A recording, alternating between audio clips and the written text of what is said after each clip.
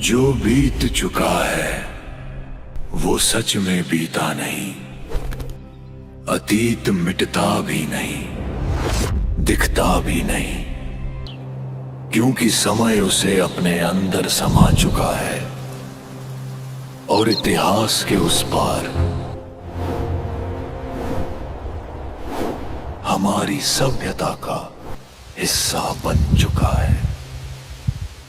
ये घटना एक ऐसी महापरीक्षा की घड़ी थी जब 64 लाख श्रद्धालु धर्म और कर्म का फैसला करने के लिए अपने ही रहनुमा के विमुख खड़े हो गए थे काशी में। ये इम्तिहान था उन्हीं शिष्यों का जो कल तक उस गुरु को भगवान कहते थे। भीड़ में दिल्ली के बादशाह से लेकर आम नागरिक तक सब शामिल थे।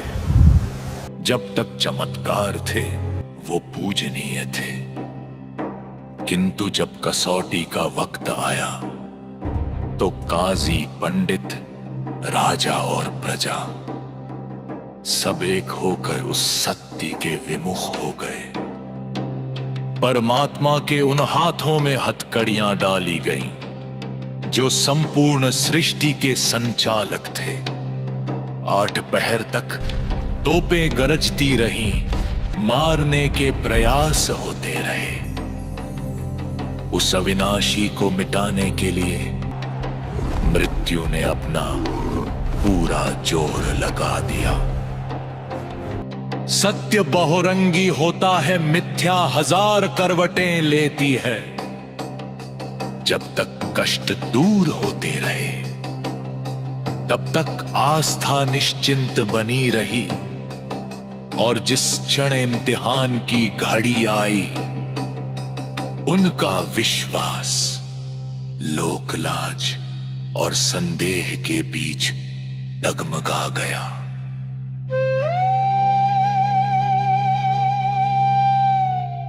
एक 120 वर्ष तक वो ज्ञान का सूर्य रोज उन्हें समझाता रहा, पर अंत में एक ही क्षण में सब अज्ञानतावश चूक गए।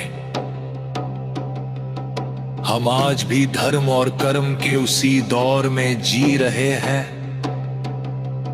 हमारे पांव अभी परीक्षा से निकले नहीं।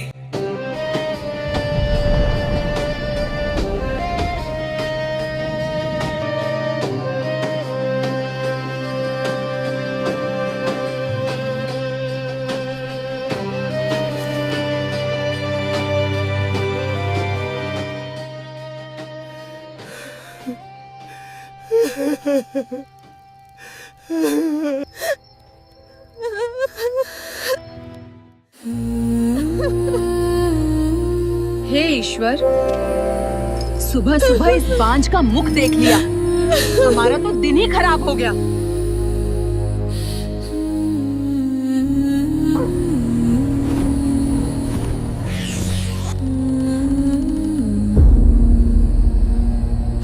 उस दौर में इंसान शरीर से भी बीमार था और आत्मा से भी। चारों तरफ पाखंड का पहरा था और दुखों का अंत कहीं नहीं दिख रहा था।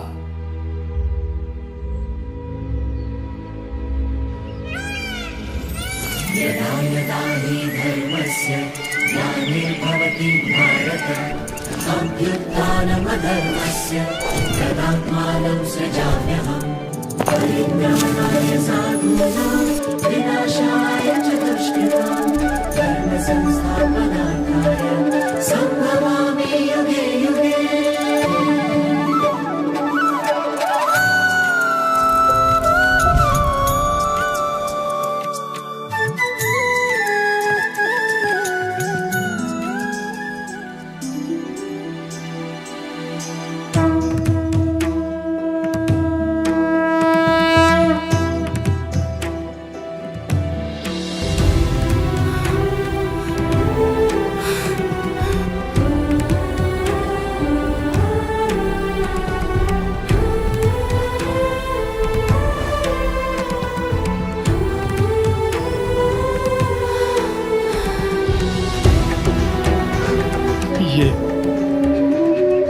ये क्या हुआ? मेरा कोढ़ का रोग बिल्कुल ठीक हो गया। आप साक्षात भगवान हो। आप तो खुदा उतरे हो।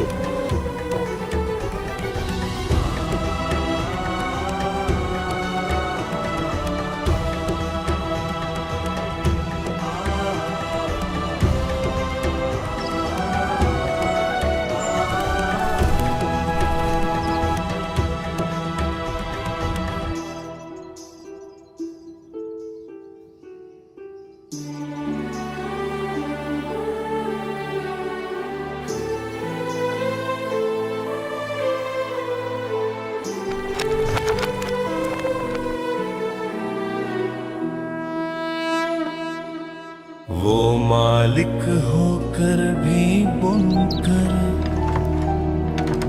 की लीला कर रहे थे। सुबह ताना बुनते और शाम को घर घर जाकर सत्य का मार्ग बताते। जिस किसी ने द्वार खटखटाया उनका दामन खुशियों से भर दिया।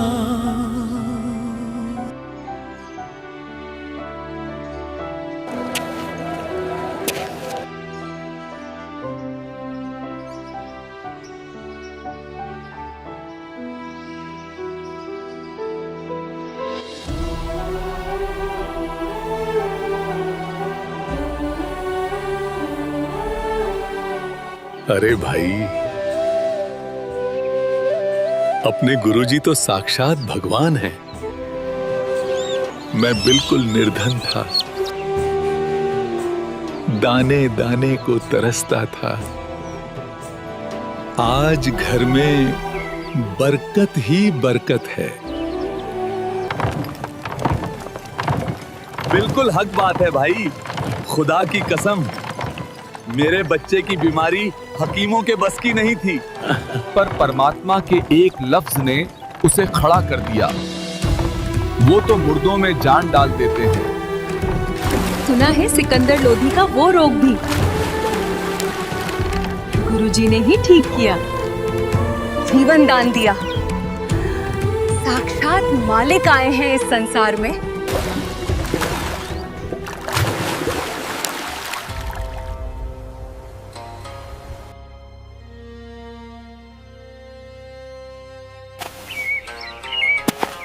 ये जुलाहा हमारी संस्कृति, हमारे शास्त्रों को चुनौती देता है, हमारी रोजी रोटी छीन रहा है।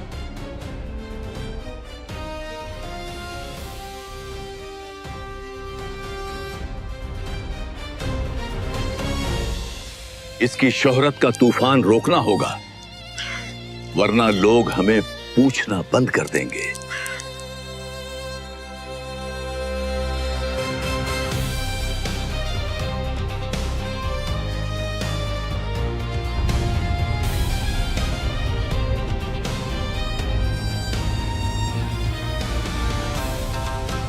जब सत्य का सूरज चमकता है तो असत्य के व्यापारियों को डर लगने लगता है।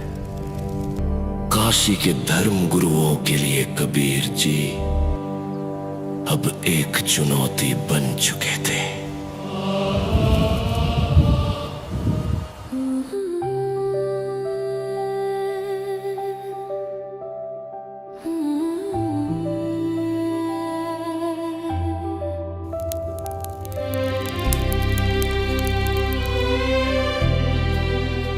सद्गुरु कबीर भगवान की जय। बंदी छोड़ की जय।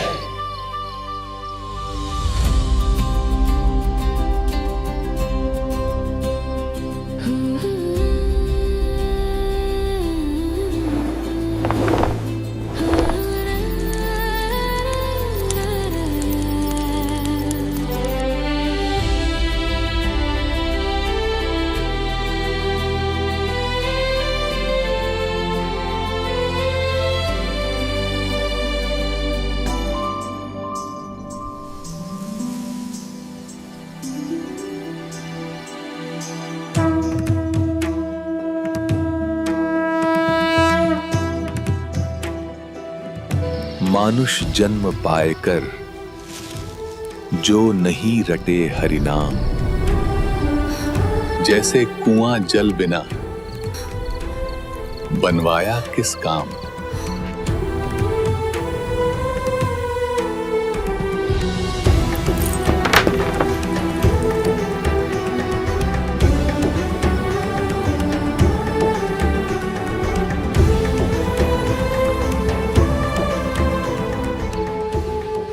मानव का जीवन बड़े पुण्यों से प्राप्त होता है। जो मनुष्य चोरी, डकैती और वैश्यागमन करते हैं वे परमात्मा के अपराधी हैं। जो स्त्रियां वैश्या का धंधा करती हैं वे भी महाअपराधी हैं। परमात्मा के दरबार में उनको कठिन दंड दिया जाएगा। कबीर, चोरी जारी वैश्यावृत्ति कबहू ना करयो कोय।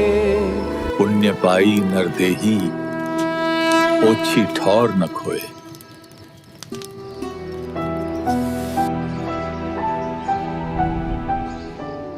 मैंने तो सारी उम्र जुल्म ही जुल्म कर लिए, अब मेरा क्या होगा? मैंने तो जीवन खराब कर लिया, ये अनमोल जीवन। कितनी कीमत बताई इस संत ने।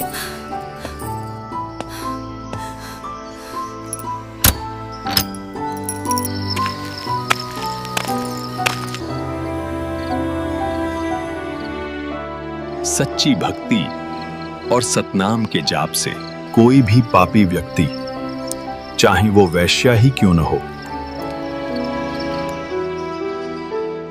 पापों से मुक्ति पाकर मोक्ष प्राप्त कर सकता है।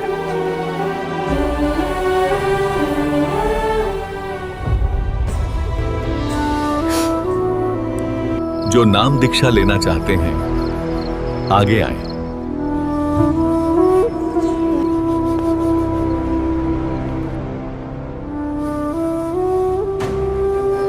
अरे ये तो वैश्या आ गई।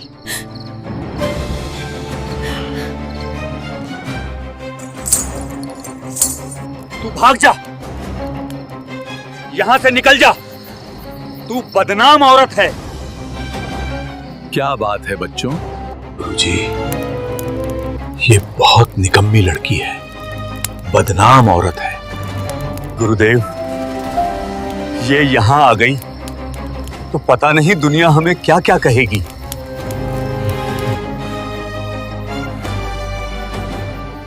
बैठ जा बेटा, आने दो उसे।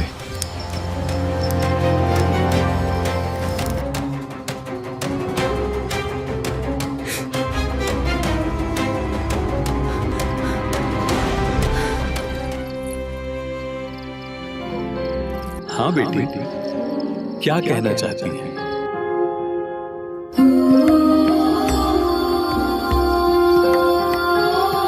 हे परमेश्वर, आज मैंने आपका सत्संग सुना। 40 वर्ष में पहली बार ये आत्म कल्याण के वचन सुनने को मिले हैं। अब मेरे पास 2 ही विकल्प हैं, या तो मेरा कल्याण हो या मैं अपने प्राण त्याग दूं। मैं वैश्या हूं महाराज जी, और ये सामने मेरा मकान है। बेटा, नौका का स्वभाव होता है दरिया से पार करने का। उसमें फूस रखो या पत्थर, अर्थात हल्का पदार्थ रखो या भारी रखो, बेटा वो पार कर दिया करता है। हमारे पास एक ऐसा नाम रूपी मंत्र है, उस नौका में आपको बैठा देंगे, पार हो जाओगे। यानी कितना ही मैला कपड़ा हो, साबुन और जल के योग से साफ हो जाता है। और बेटी, आत्महत्या करना महापाप है। भक्ति करने से सर्व पाप परमात्मा नाश कर देता है। आप मेरे से उपदेश लेकर साधना करो। और भविष्य में पापों से बचकर रहना। गुरुदेव, आज से आपकी ये बेटी मर जाएगी पर गलत काम नहीं करेगी। मुझे अपनी शरण में ले लीजिए। ईश्वर भक्ति की चाह हर इंसान में किसी न किसी रूप में विद्यमान होती ही है, क्योंकि इस संसार में मौजूद हर आत्मा उस परमात्मा की विशेष आत्मा है, चाहे वो भूलवश कैसे भी कर्मों के दलदल में फंसी हो। ठीक इसी तरह जैसे ही वैश्या के नाम से मशहूर इस लड़की के कानों में परमात्मा कबीर जी के अमृतमयी वचन पड़े उसी शुभ दिन उसकी जिंदगी की राह पूरी तरह बदल गई। अपनी पूरी जिंदगी में किए कर्मों के बारे में सोचकर ही उसका दिल दहल गया और एकाएक पश्चाताप के आंसू उसकी आंखों से निकल पड़े। एक ही झटके में उसकी पूरी दुनिया बदल गई, जिंदगी जीने के मायने बदल गए। आसपास के लोग हालांकि अब भी उसे उसी घृणित दृष्टि से देखकर गुजर जाते, उस बहन ने अपने सभी पाप कर्म त्यागने की प्रतिज्ञा ली और परमात्मा से दीक्षा पाकर भक्ति के ऐसे रंग में रंगी कि जहां जहां प्रभु कबीर जी का सत्संग होता वो समर्पित भाव से वहां पहुंच जाती।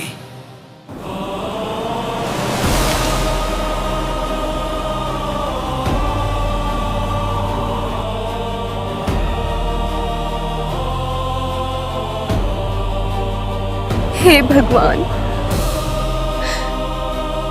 इस पाप की संपत्ति का क्या करूं?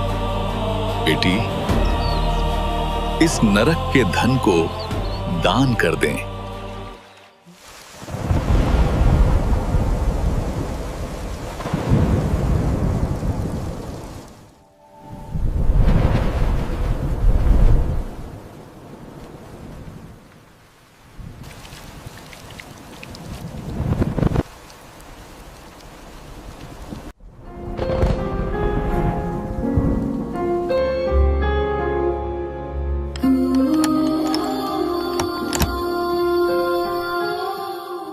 यदि सर्व धन दान कर दिया तो खाऊंगी क्या?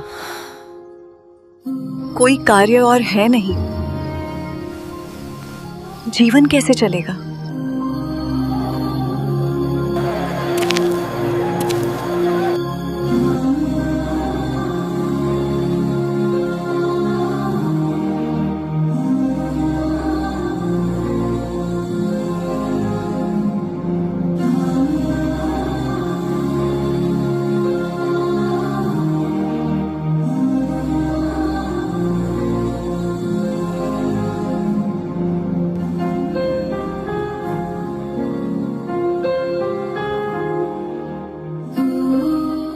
रंका और बंका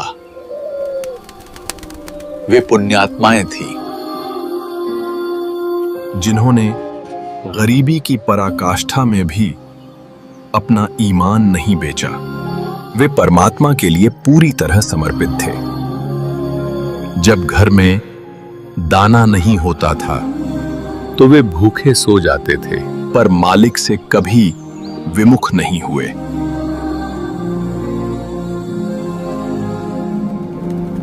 और जब समर्पण की बारी आई तब भी परमात्मा के ज्ञान पर अड़िग रहे। पर अंत में उसी परमात्मा ने उनके खाली घड़ों को खुशियों और भंडार से ऐसा भरा कि उनकी दरिद्रता का नामो निशान मिट गया।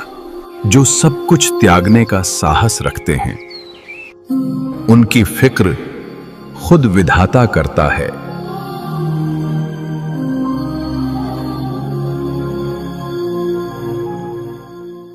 उपरोक्त कथा प्रसंग सुनकर भक्तमती चंपाकली के मन का भय समाप्त हो गया और उसने सर्व संपत्ति तथा धन परमात्मा कबीर गुरु जी को समर्पित कर दिया।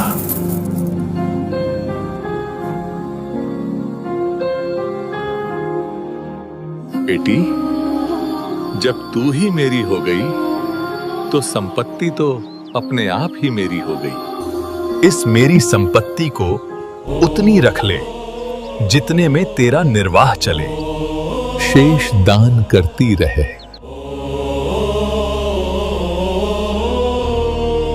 भक्तमती चंपाकली ने वैसा ही किया, मकान रख लिया और अधिकतर रुपए गुरु जी की आज्ञानुसार भोजन भंडारे में दान कर दिए।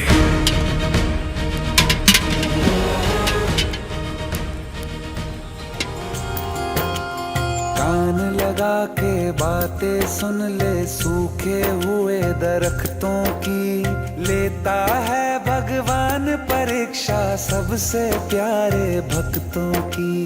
एक प्रश्न है गहरा जिसकी हरि को थाह लगानी है, तेरी श्रद्धा सोना है या बस सोने का पानी है।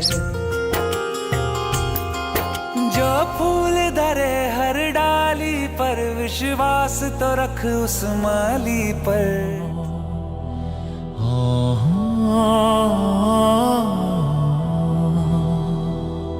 भक्ति के इसी पावन प्रवाह में कुछ ऐसे विवेकहीन प्राणी भी थे जिनकी आंखों पर अज्ञान का पर्दा पड़ा था।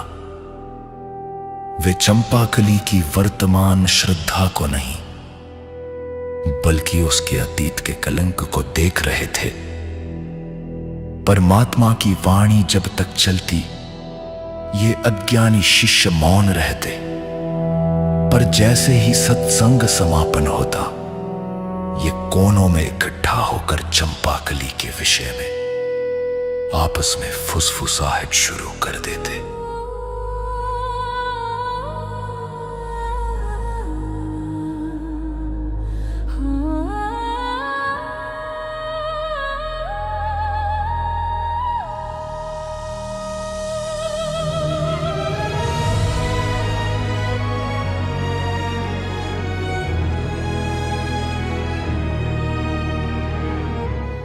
भाई, बात अच्छी नहीं। अपने सत्संग में वैश्या आती है। और भाई, आसपास के नगर निवासी भी कहते हैं हम अपनी बहन बेटियों को यहां नहीं आने देंगे। और कहते हैं तुम तो बदनाम औरतों को रखते हो, वहां तो गंदी औरतें जाती हैं।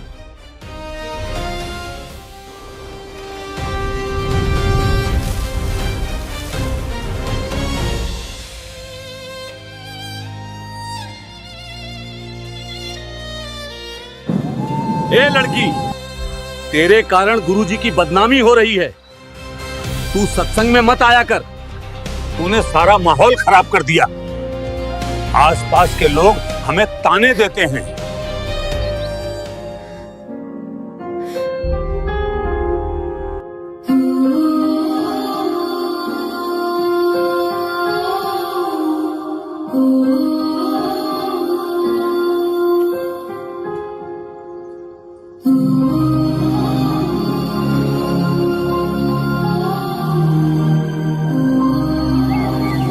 हे गुरुदेव,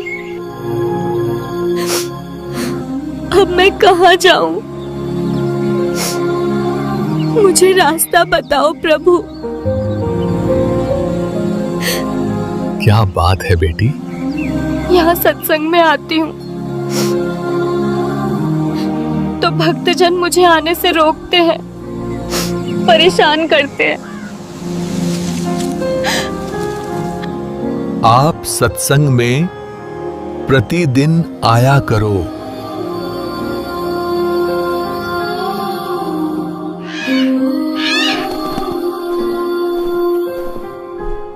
बच्चों, मैला कपड़ा साबुन और पानी से दूर रहकर निर्मल कैसे हो सकता है?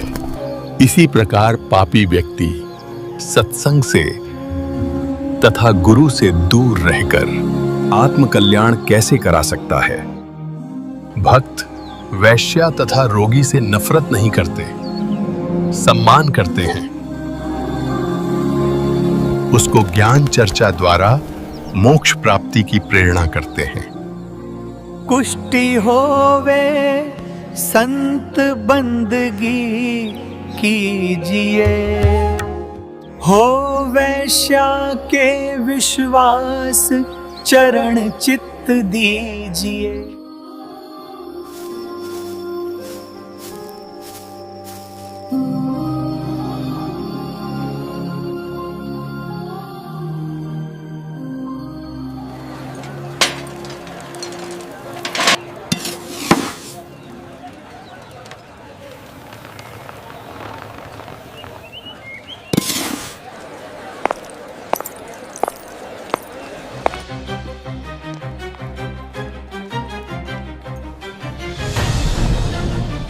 तेरे कारण गुरुजी काशी में बदनाम हो गए हैं। लोग हमें टोकते हैं कि तुम्हारे गुरु के पास वैश्या जाती है, वो काहे का गुरु है? परमात्मा कबीर जी सत्संग प्रवचनों के माध्यम से निरंतर समझाते रहे, पर उन विवेकहीन भक्तों के हृदय में विश्वास की जगह लोक लाज ने ले ली थी। ये वही लोग थे जो कल तक अपनी बीमारियों और दरिद्रता के समय कबीर परमात्मा को भगवान कहकर पुकारते थे।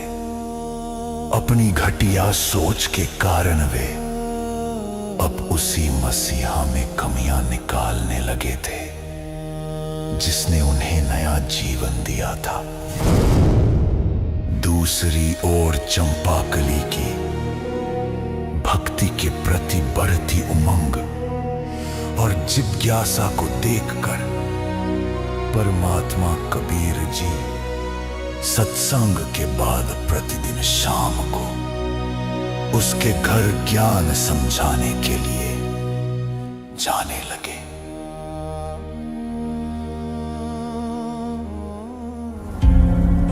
बेटा, ये भगवान का मार्ग है।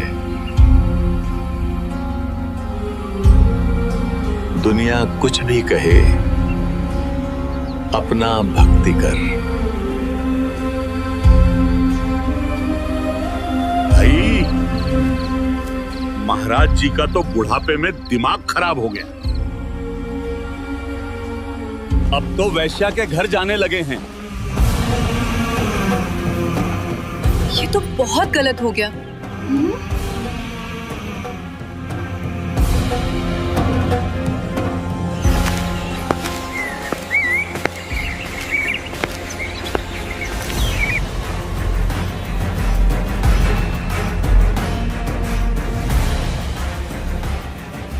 देखूं तो कितने ज्ञान को समझे हैं।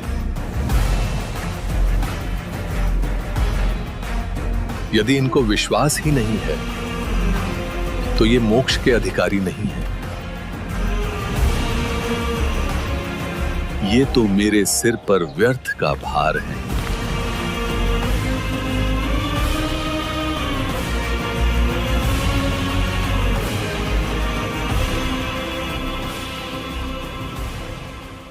रविदास जी, एक हाथी किराए पर ले आओ और उसे एक दिन का किराया दे देना। कह देना कि हम स्वयं हाँक लेंगे। आप खुद ही पीलवान बन जाना।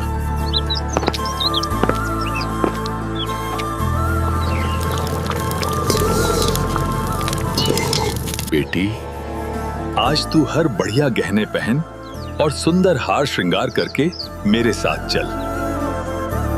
जो आज्ञा गुरुदेव।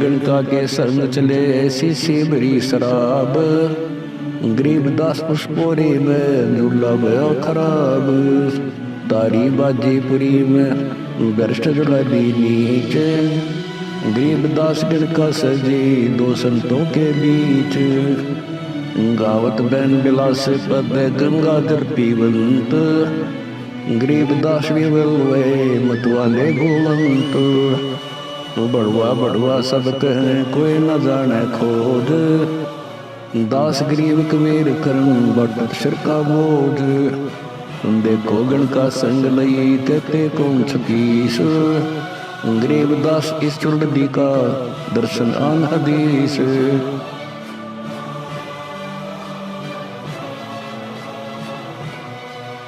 देखो,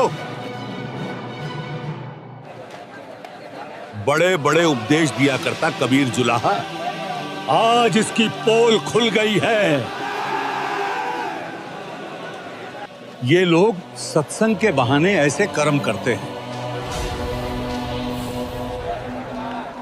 भड़वा, नीच, गंदा इंसान, इसके चेलों को लाओ बुला के।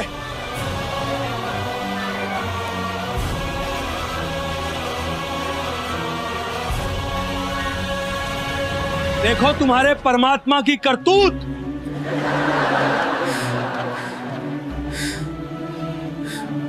शराब पी रहे हैं, वैश्या को लिए सरेआम घूम रहा है।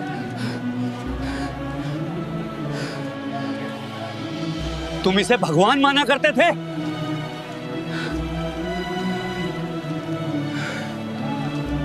देखो इस जुलाहे नीच को, इसके तो दर्शन भी खोटे हैं। मैं तो वैसे ही जाया करता कभी कभी। मुझे तो मेरा पड़ोसी ले गया था। ये मेरा गुरु नहीं है।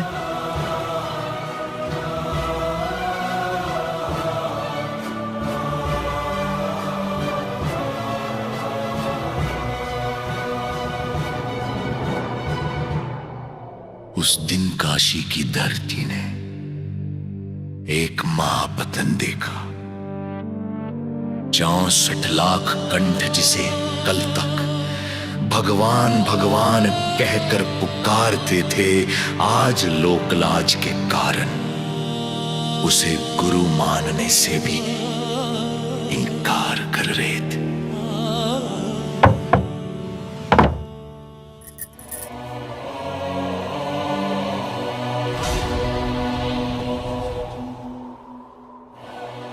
देखो देखो कबीर, नीच जुलाहा वैश्या को साथ लेकर शराब के नशे में मतवाला होकर घूम रहा है।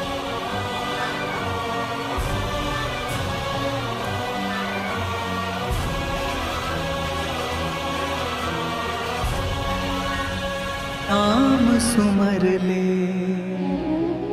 सुकर्म कर ले। कौन जाने कल की, खबर नहीं पल की।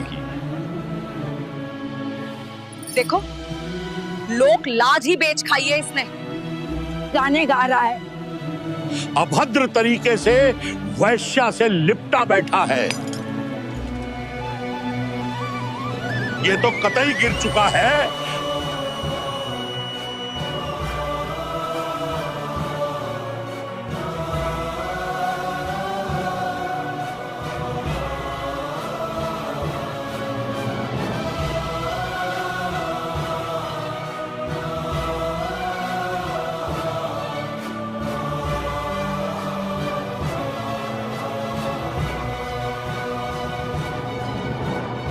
नकली धर्म गुरु जो कल तक कबीर जी की महिमा से जल रहे थे, आज उन्हें पंख लग गए थे। उनके लिए ये महज एक दृश्य नहीं, बल्कि कबीर जी को मिटाने का सबसे सुनहरा अवसर था। अब मरेगा ये, अब मारेंगे इसे। राजा इसको फांसी देगा। इसकी हस्ती आज खाक में मिल जाएगी।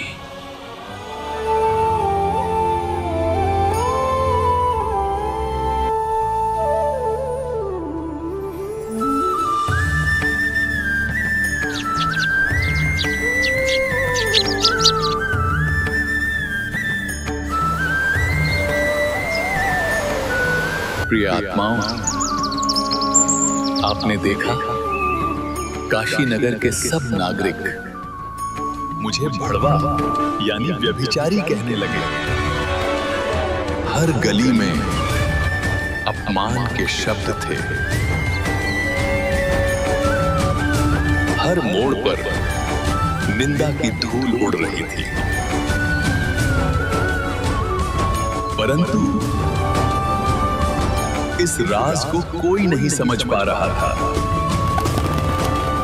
कि मैं सद्गुरु रूप में जिन 64 लाख शिष्यों को दीक्षा दे चुका था,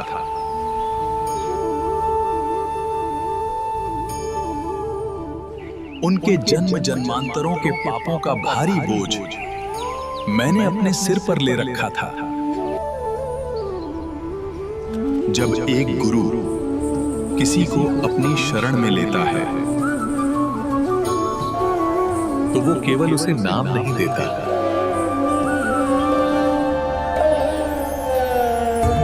बल्कि उसके कर्मों का सारा भार भी अपने कंधों पर उठा लेता है। शिष्य गुरु की आज्ञा का पालन नहीं कर रहे थे, इसलिए इस हाथी वाली लीला के माध्यम से मैं उस व्यर्थ के भार से मुक्त हो रहा था।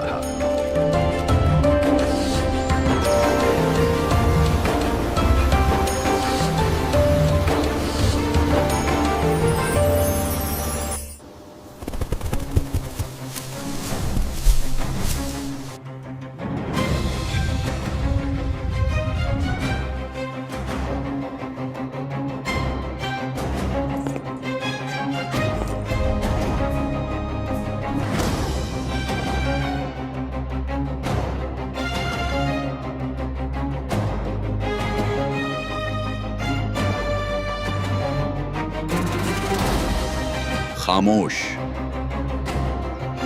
जनता की खुशहाली ही मेरा मकसद है। अगर कबीर गुनहगार है तो उसे अभी मौत के घाट उतारा जाएगा। सिपाहियों, पकड़ लाओ उस जुलाहे को।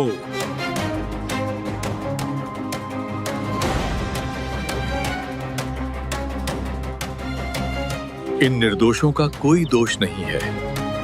जो किया है मैंने किया है, मुझे ले चलो।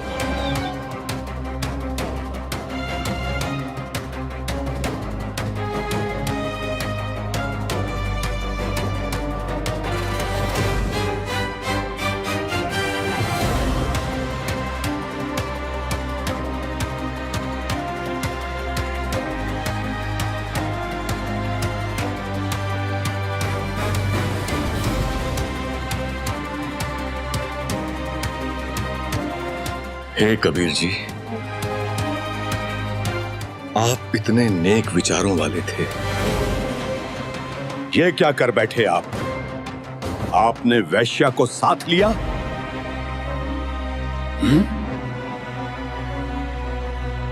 आपका नाम खंडित हो गया।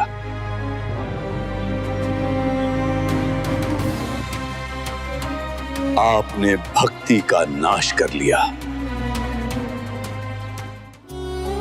हे सिकंदर बादशाह, जिस परमेश्वर ने सब ब्रह्मांडों को बनाकर सुरक्षित रखा है, वही मेरी भी रक्षा करेगा।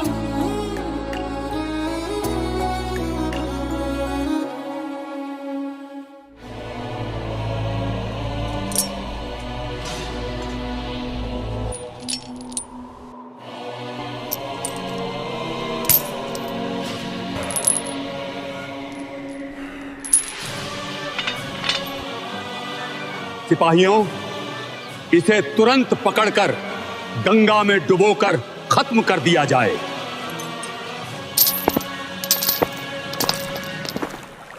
जड़िया तोक दंजीर गले सास सिकंदर आप गरीबदास पगली ने है तारी जप्पा जाप हाथों जड़ी हथकड़ी पग बेड़ी पैराए गरीबदास बीच गंग में तांदी ना छटकाए।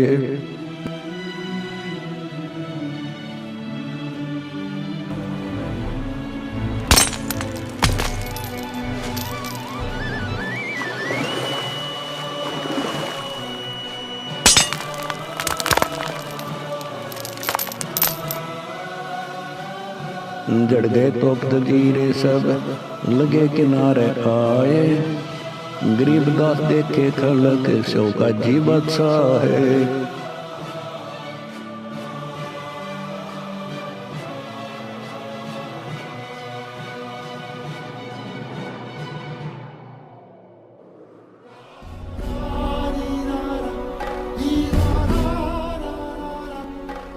इसने जादू जंत्र करके जल को बांध दिया है। इस कारण से नहीं डूब रहा बादशाह।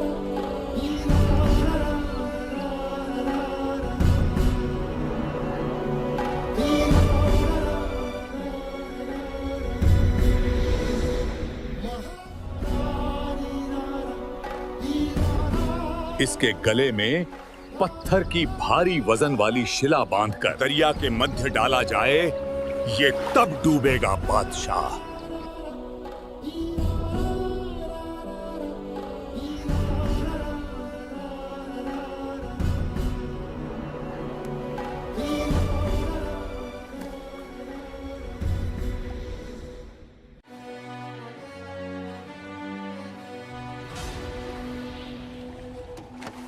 शिला दरी जगनावे में बांधी गले कबीर गरीबदास पंथ टूट गए ना डूबे गए नीर।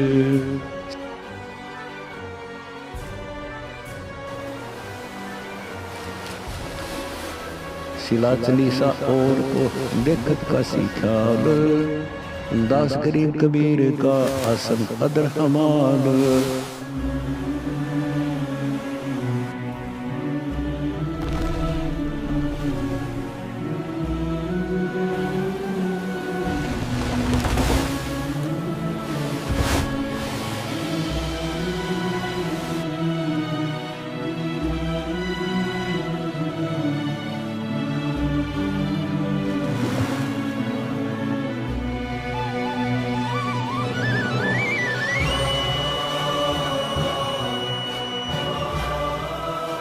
तीर मारकर इसका अंत कर दो।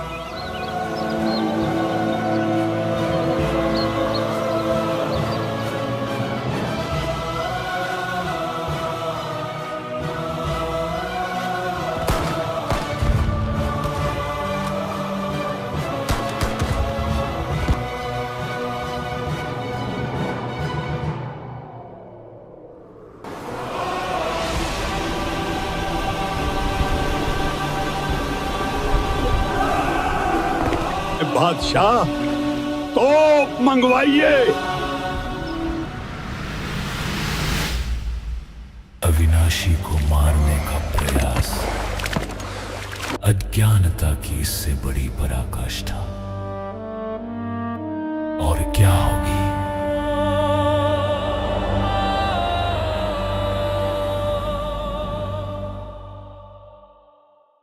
जुल्म हुआ डूबे नहीं शस्त्र लगे न बाण गरीबदास अब क्या कीजिए कैसे लीजिए प्राण। लगी समाधि अगाध में बिचरे काशी गंग गरीबदास किलो में सर छूए सन गंग तरंग। चार पैर गोले बगे दमी मृत मैदान गरीबदास पोकर सूके रहे कबीर अमान। अपनी करनी सब करी थके दोनों दीन दास गरीब कबीर जी बैठ गए जमीन। डूबा डूबा सब कहें हो गया गारत गोरे गरीबदास कबले धनी तुम आगे क्या जोर, आनंद मंगल होत है बटे बधाई भेग। गरीबदास उस दुलाहे पर अब फिर गई रेती रेग, कश्ती घोड़े चढ़त है पान मिठाई चीर। गरीबदास का से खुश बूढ़े गंग कबीर, जाओ घर दास के हिलकारे हजूर। गरीबदास खुशियां को कईयों नहीं कसूर। अभी पूछेंगे जाकर कहाँ है तेरा भगवान रविदास।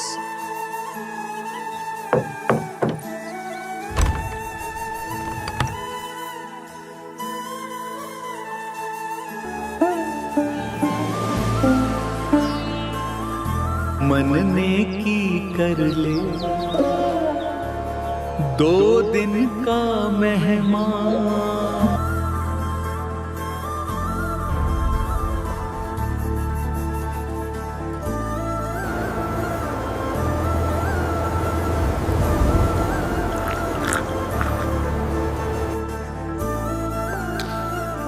बादशाह, वो कबीर रविदास के घर बैठा है।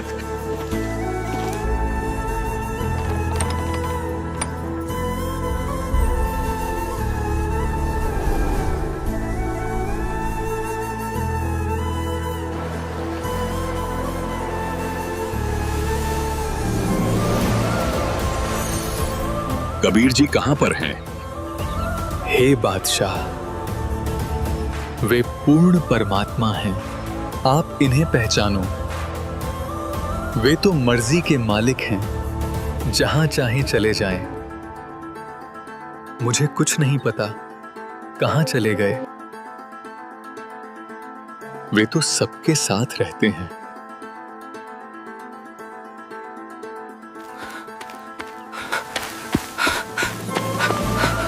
कबीर जी तो गंगा में बैठे भक्ति कर रहे हैं।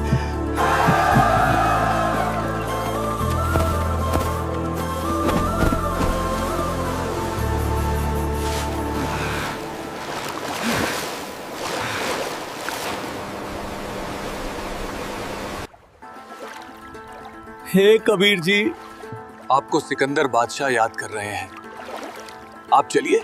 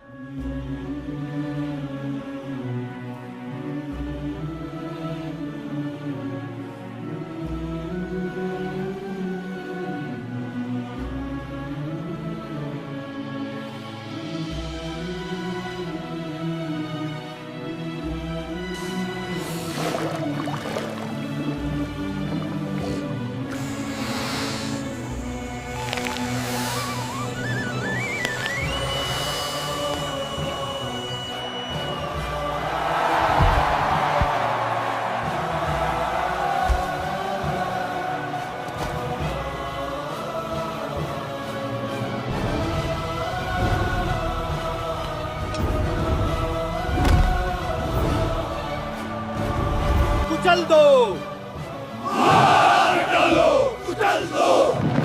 कुचल दो, सजा दो इसे। हाथी को आगे बढ़ाओ। पुन्नी हाथी मस्त है पग बांधे जंजीर, गरीबदास तांडारिया मुसलमान कबीर। सिंह रूप साहेब बागे उड़ते फील, गरीबदास ने समझती या दुनिया खलील, बने केरी सिंह जित चवर शिखर आसमान, गरीबदास हस्ते लख्या दिखे नहीं जहान, कुटे शीश भाव तम अंको सिर गरगाप, गरीबदास उठा भागे तारी लीजे थाप, बाले को मारिए चरखी छूटे लाख, गरीबदास ने निकट जाए किरकी देव लाख, जैसी भक्ति कबीर की ऐसी करे न कोए, गरीबदास कुंदर तके उल्टे भागे रोए, धूम गवा मुंडी धुन सन समझ एक, गरीबदास देख नहीं आगे खड़ा अलेख, पीलवान देखा तब खड़ा केरी सिंह, गरीबदास आए ता धर्मौला गौरंग, उतरे मौला कबीर अरस्त भाव भक्ति के हेत, गरीबदास तपसा लखे कबीर पुरस्तन सेत, लीला की कबीर ने दो रूप मरे दी से, दास गरीब कबीर के पास खड़े दिखे जगदीश, जम्बाइया अंगड़ाइया ने कबीर लंबे भय दयाल, गरीबदासा सिकंदर को मानो दर्शा काल,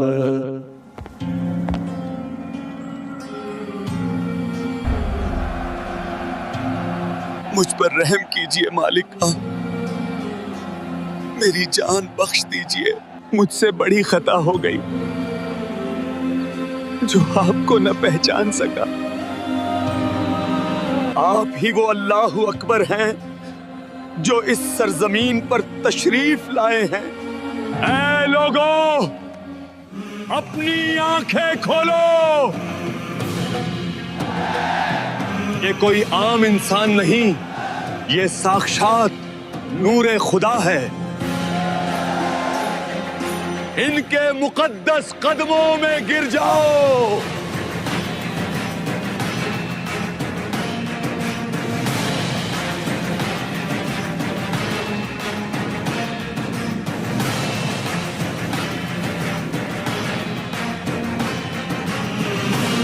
इस जुलाहे ने मंत्र पढ़कर हाथी को खौफजदा कर दिया।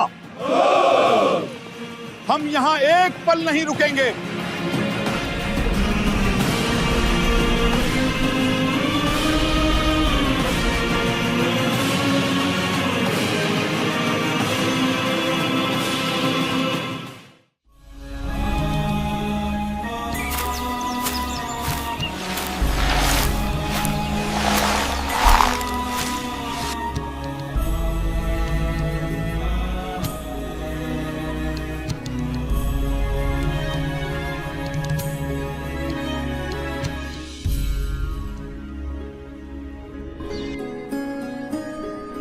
अभी 2 की परीक्षा और शेष है।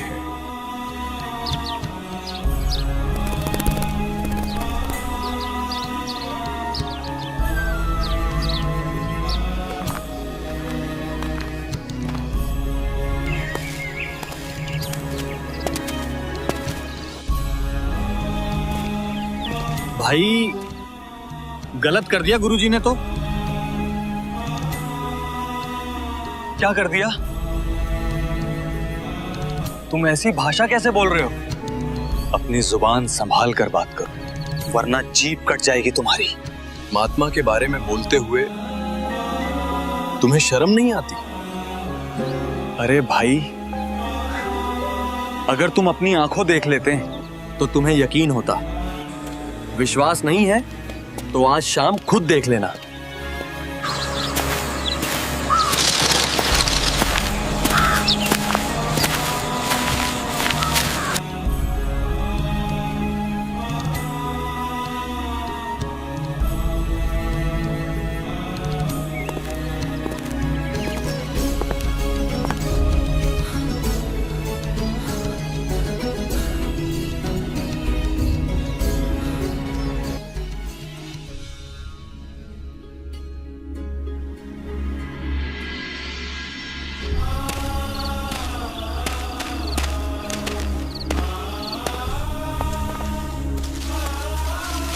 गुरुदेव, आपको यहां नहीं बैठना चाहिए। ये तो बदनाम औरत का घर है।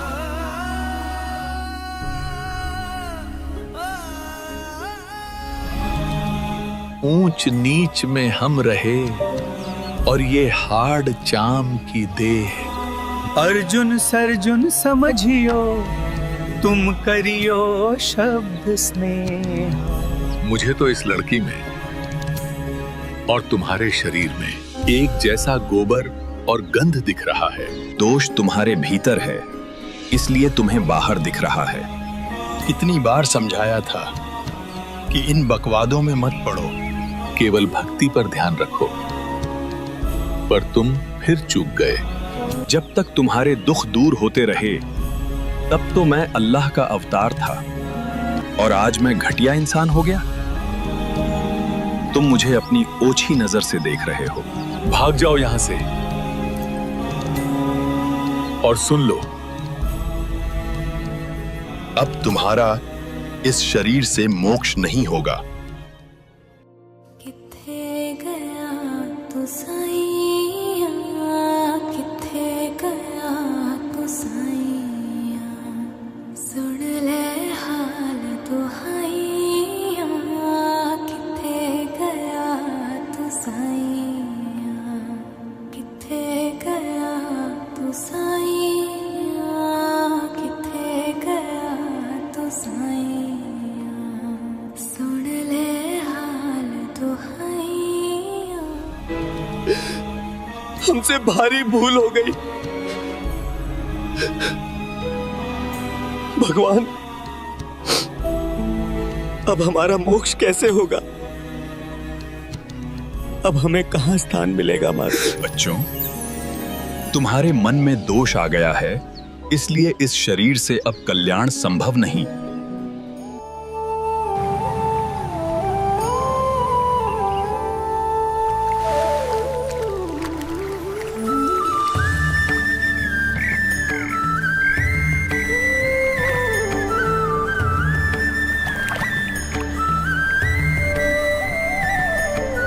बच्चों, उस समय आप शिक्षित नहीं थे।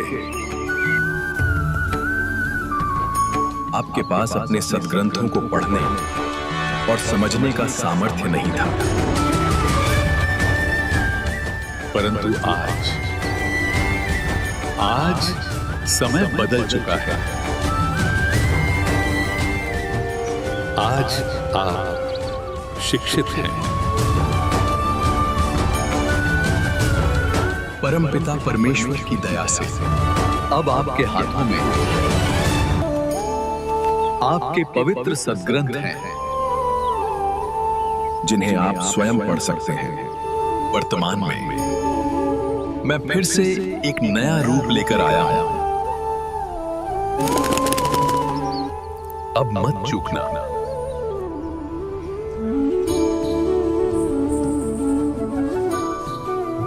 पुण्यात्मा परमात्मा स्वयं ही इस काल के लोक में आते हैं, अपने बच्चों को तत्व ज्ञान से परिचित कराते हैं। दास के अंदर उसी पूर्ण परमात्मा कबीर साहिब जी की शक्ति काम कर रही है।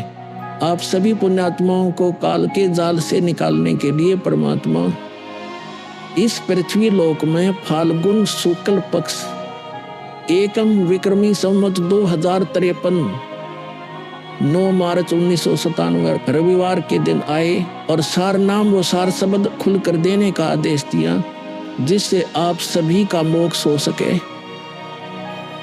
इसके बाद इस आध्यात्मिक ज्ञान के प्रचार प्रसार में बहुत तेजी आई और आज आप सभी पुण्यात्माओं को अपने निज घर की और परमात्मा की पहचान हो पाई।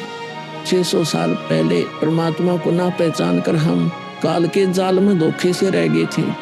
अब की बार दास को आम संत समझकर धोखा मत खा जाना।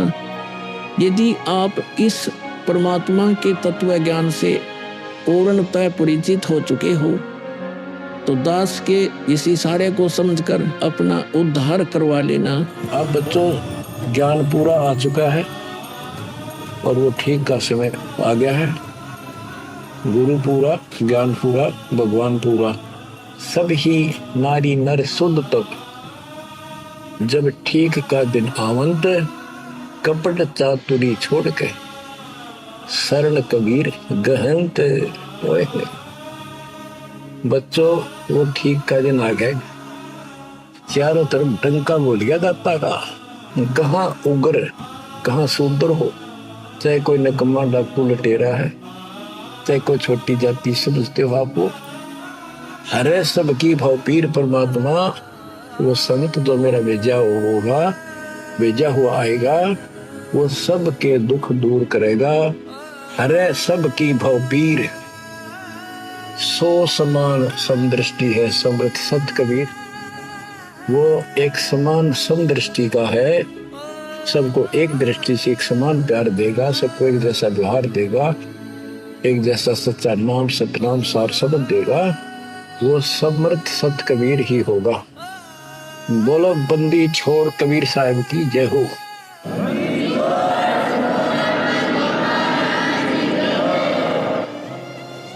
आपके मोक्ष के लिए परमात्मा ने कसर नहीं छोड़ रखी। जो भी संभव व्यवस्था है वो सारी कर दी है। बच्चों तुम भी दया करियो, रहम करियो परम पिता पे। बच्चों आने वाली पीढ़ियां आपको भी याद करा करेंगी, वो तो चांद सूरज रहेंगे, आपका नाम रहेगा कि हमारे कौन माता पिता, कौन दादा परदादा दादी इसे अमृत ज्ञान को हमारे पूर्व में लाए थे।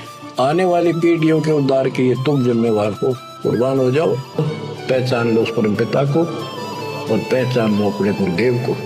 परमात्मा आपको मोक्ष दे, आपको सद्बुद्धि देकर रखे, आपको भगवान की याद बनी रहे, सतलों की याद रहे, काल का कष्ट भी याद रहे, यहाँ भी सुखी रहो, सतलोक में सदा सुखी हो जाए। ये दास का आशीर्वाद है। सत साहिब। ये अनमोल ज्ञान जगत गुरु तत्वदर्शी संत रामपाल जी महाराज जी के सत्संगों का अंश मात्र है।